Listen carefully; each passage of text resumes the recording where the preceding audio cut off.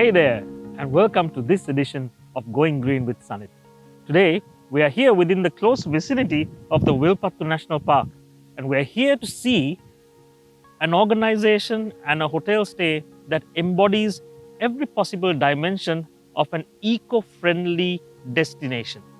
So, welcome to the Ibis.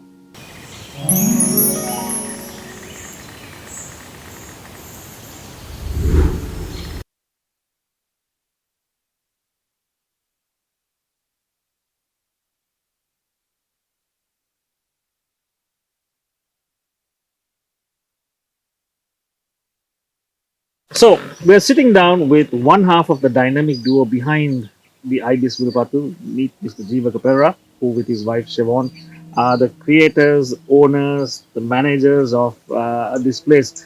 Thank you for being with us, Jeevaka. Thank you for taking the time. Thank you, Sanit, for having us and for what you are trying to do. Jeevaka, firstly, what made you do this? We wanted to have a place for our family. We have a family with three wonderful boys, so we wanted a place where we could come and be with nature, in nature, and together as a family. So we started this out as, shall we say, a holiday home or a getaway for the family. But we were not willing to go down the commercial route, not the glamping or not the 5-star, but to get people to have the comfort, have some luxury, but be with nature, enjoy nature, respect nature, learn what it is about. We looked at what was out there, and we wanted to make a difference. We wanted to make a change.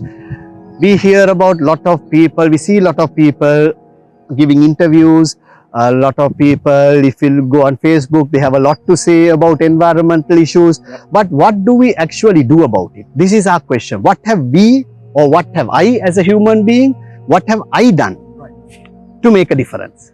Other than type something on a keyboard. We decided that we are going to build this whole thing, run the whole thing with the village. With the village, for the people in the village. So this was built with a village bus. The bricks, the wood, the sand, the rubble, everything is from the surrounding villages. All the bricks are from the village. Burnt and not purchased commercially. The staff, Sanita, all from the village. They are not hotel school qualified or from Colombo or English speaking school. They are from the village. Boys, of my staff, only one boy can read and write. But we are dealing with completely European clients. Well, virtually 90% European foreign clients. And I'm proud to say that because of our service, we have been awarded the TripAdvisor Traveler's Choice, which is the top 10% of the hotels in the world only get that award. Excellent. And if you go on TripAdvisor, you will see that it's all the clients, foreign clients, and where they have ranked us. We are ranked #1. And I'm proud that that is from boys from the village with no formal education, no English, but with somebody who believed in them. Sure. So this is essentially, I mean, this is the crux of our discussion. Yes. This is building the principles of sustainability into the very core of your business. This is, it's not just talking and presenting a small little piece of paper that says I'm this. So this is why we wanted to talk to you, because I know you sort of inherent in this place is all these things that you love so much, and it's part and parcel of this organization. So you source all your food within everything. So all our vegetables are from the surrounding farms and homesteads. Right. So we encourage them to grow for their consumption, and we purchase the excess. We purchase the excess, paying the market price. So this is something that a lot of I think Western countries talk about food miles. How long does your vegetable travel before it gets to your plate, right? Or how long does your piece of chicken or whatever travel? So, in your estimation, everything with 2 kilometers? 2 kilometers or thrown over the fence, Sunny. You get a chicken flying over the fence, Sunny. Because, you're free to go around and look at my kitchen. I don't have a deep freeze. Right. Because I don't need a deep freeze, because I get my chicken fresh. Right.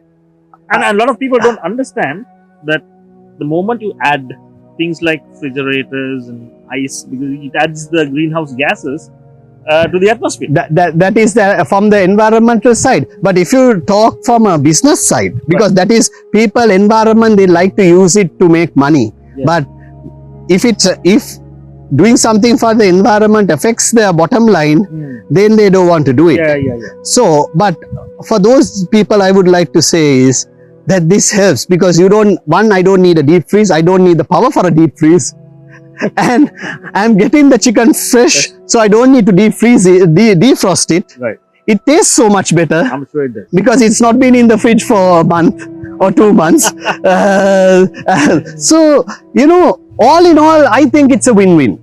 Personally, I think it's a win-win. And so while I was walking through this, I noticed you have an orchard. You have a Ayurvedic herb garden. Yes. Okay. So I'll start with the orchard. Thing is, I'm a fruit lover, and I find that when we go, everybody has mango.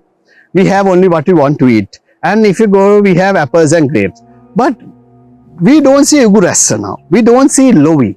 We don't see Sapadilla. We don't see any of these fruits that you and I grew up with. Right. So we wanted to have a genetic pool and a resource where in one area, somebody someday, maybe your children, maybe our grandchildren, will be able to come and look at, oh, so this is what a jambu tree looks like. How many of our younger children have seen a jambu tree? They live in apartments. Yeah. How many have seen a jambu? How many have seen a sapadilla tree? How many have seen any of these? So that is our goal. I think you showed me a Chinese guava. Yeah. I had one when I was a kid in my garden. But your son does not. My son does not. Exactly. Coming to the Ayurvedic thing is, we are going so much into Western medicine. This is part of our culture. Sure. Our heritage. So, where do we have it? Where can you go to see it? Yes, there are 1 or 2 government-run proper places. But I wanted to keep this. Now, my Ayurvedic garden, Sanit, is free to anybody. So, anybody can... You can come and take anything you want. You can take anything you want. You are free to take. If you need something for a treatment, you are free to take it and go. That is not for commercial. That is community for the community. Same as with my butterfly garden. Right. I have put in information and boards, and I have informed all the schools and anybody who is interested. We have a butterfly garden. We have an Ayurvedic garden. It's free. You can come, conduct your classes, have a look, do any training you want. It's there. Benefiting just the community. And it's not... Community, nature, and I think my children, my grandchildren, and hopefully we need a planet to live in, Sanit. Sure. I can't save this planet alone. I need you.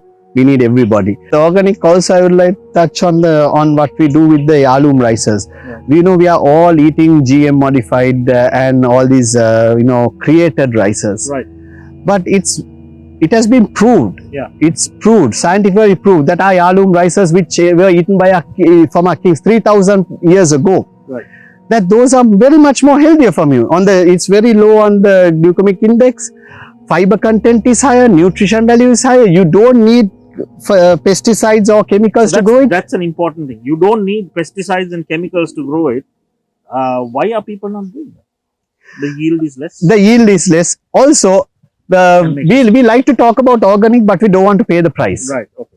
But how much value do you put on your life? Why is CKD such a huge thing and cancer? So what is the value on your life? Is it 200 rupees? Let's take a walk or more? and let's see whatever. Sane, this is what we call Kondanarang or Jamanarang. Right. So this is mainly a wet zone. Okay. But this is a dry zone. But we have not only managed to get it to grow, but you can see fruit profusely. So this is Ugurasa. And these are all organic. All organic, yes.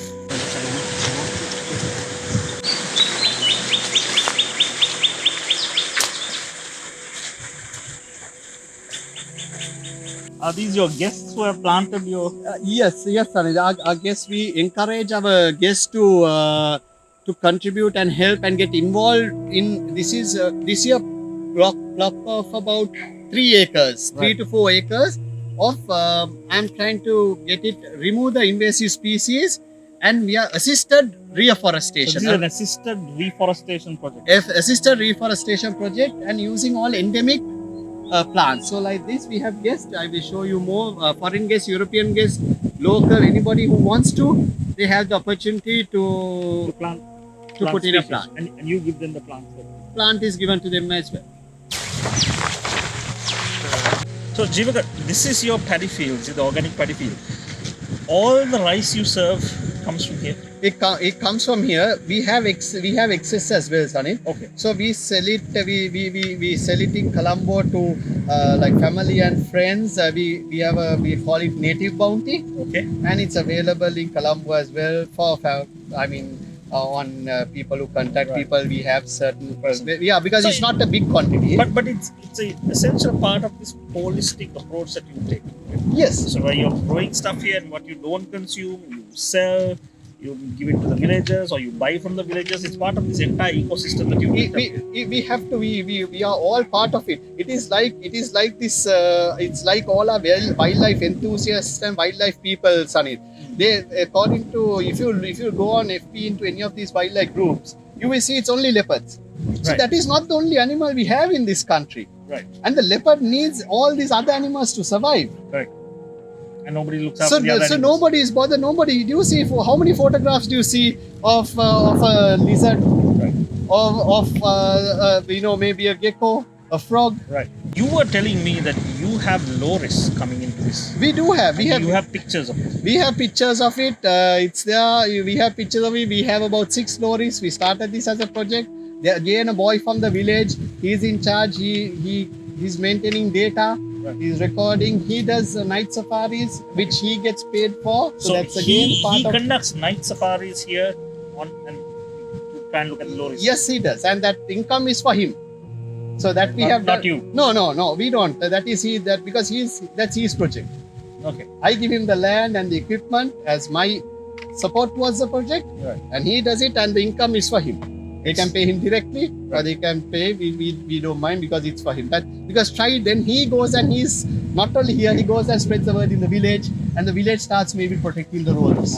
Hopefully. That's what I was going to say. Hopefully. So, if the community sees this benefit, they will actively look at protecting the wildlife and supporting these initiatives. That is my hope. Right. And rather than talk about it, I'm practicing. Practicing. All right. So, Jeevaka, thank you for taking me around this place. This is an inspirational case study of just how much of a difference somebody can make if they have the mind and the will to. And I'm hoping that people who are watching this will learn a little bit about what they can do. But all this that you've achieved, and hats off to you and to Siobhan for putting this together. Bottom line, why did you do it? First, Sanit, take this opportunity to thank you. Thank you for having taken the time. And I know you don't want me to say it, but I would like to thank the Carbon Consulting Company, because from Palpatha days, when we got involved and we did something together, that also gave me a lot of insight into how I can do it and why I could do it. Okay, so why I did it is, Sanit, I have 3 children. And I realized that what I had in my childhood, they do not have now. They do not have tree. How many of our children can climb a tree today? Very, very few. How many of them have a tree in their backyard or back garden? How many of them have the opportunity to pluck a guava from a tree and eat that you and I did? We don't. So I just wanted to do this. My final, Siobhan and our final dream is to see if we can convince one other person to do something similar, to try to build together commercial and nature, to bring it together. That is what I want. So I have done this to try to show that it can be done, that you can make money and you can make a business while protecting and living with the environment and nature. So that is my message, that is what I would like to see, and that is my dream. If one person is inspired and tries this, Sanit, I am fulfilled. So Jeevika, thank you very much again for sharing all these wonderful experiences. My pleasure. And for those of you watching, we are hoping that you learn something, be inspired. As Jeevika said, that's his vision. So thank you for joining us on Go Green with Sanit. And till next time, take care.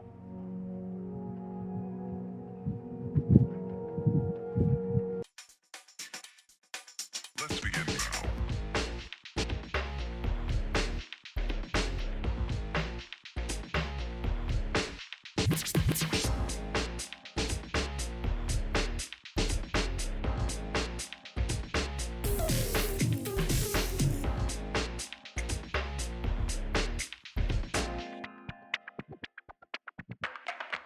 Let's begin.